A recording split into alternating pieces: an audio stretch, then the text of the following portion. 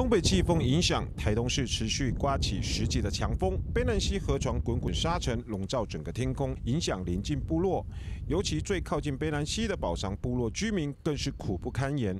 除了要紧闭门窗防风沙之外，停在路边的汽车更是覆盖沙尘，居民出外走路、呼吸都相当困难。整个会进来屋子里面，我们都要忙着清理啊，受不了，眼睛都很痛，还要戴个口罩这样。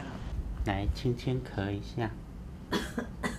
空气品质恶劣，造成许多居民呼吸道的感染，求助医院胸腔科门诊的病患比平常多出了3成。因为呼吸困难啊，然后可能也是因为最近风飞沙的问题造成的。主要可能是季节的变换跟空气品质变差的关系啊。流行性感冒、季节性流感的季节也到了，所以病毒的感染也是会比较多一点啊。这些对慢性气管不良的病人影响也是非常的大。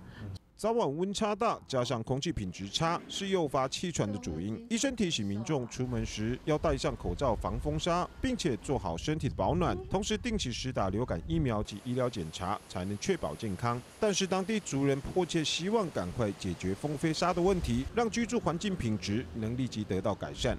记者本嘉的台东市采访报道。